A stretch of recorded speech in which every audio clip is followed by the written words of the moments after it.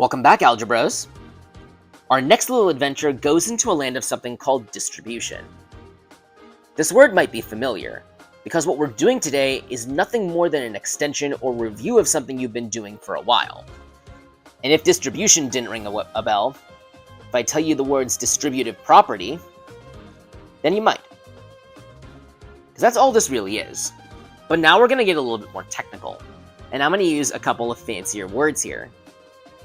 Our goal in such situations is to go from something we call a chunked form or a factored form into something that doesn't have parentheses anymore. Let's dissect what this is all about. What I'm looking at here is a term on the outside of parentheses, and then a chunk that consists of two terms on the inside. So this chunk consists of two terms, usually one that's a variable term, and one that is a constant one. This kind of thing, where we have two terms that can't be combined together but they still make up one expression, is what we call a binomial. I want to write that definition down. And the term on the outside can be either a constant or a variable one, sometimes a bit of a mix of both. But our goal from something that has this term on the outside with a chunk on the inside of parentheses, and we make it so that there's no more parentheses as one expression. So how do we do this? The simple answer: the outside term visits or breaks in to visit everybody on the inside. If you're familiar with the distributive property, you might have used these arcs and arrows before in order to help you. And each one of these arrows indicates multiplication. So the A gets multiplied by the B, and then gets multiplied by the C. It visits everybody, hands them all their party favors, and we have a good old grand time. Some of these are going to be very, very familiar to you. So when you expand the following expressions, let's see this one real quick. 3 into, whenever you have that gap, it's like saying into. Would be good to put that note right there. X plus 5. Let's see that. The 3 is the number on the outside, and it's got to visit X, and it's got to visit 5. And what does visit mean? You guessed it, multiplication. 3 times x is nothing more than 3x. 3 times 5 is nothing more than 15. 15 is positive, so I maintain the plus.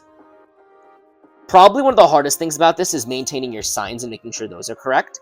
So follow along to see a couple of examples about how that might look.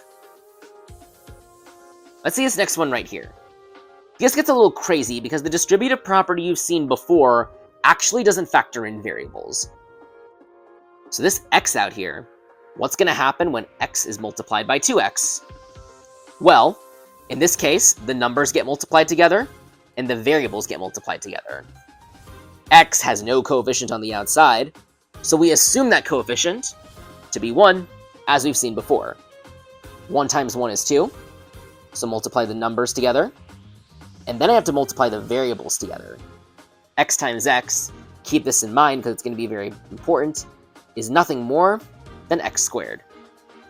Throughout the quadratics unit, that's something you're going to be seeing a lot. So it's going to have to become second instinct right here.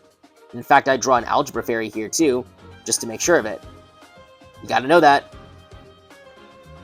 Now, the last one, x times negative 3. I count this minus here with it. X times negative 3. Well, the numbers get multiplied together, so negative 3. And then just 1x. It's just x. Note here how we're going from number on the outside, chunk right next to it, to nothing more than just one expression. And that's the goal here. That form you're seeing there on the left-hand side is what we call the factored form.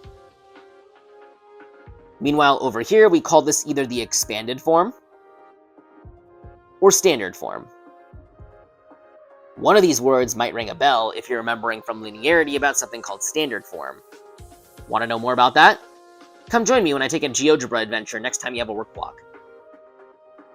Alright, let's take off the training wheels. 4x now stands on the outside.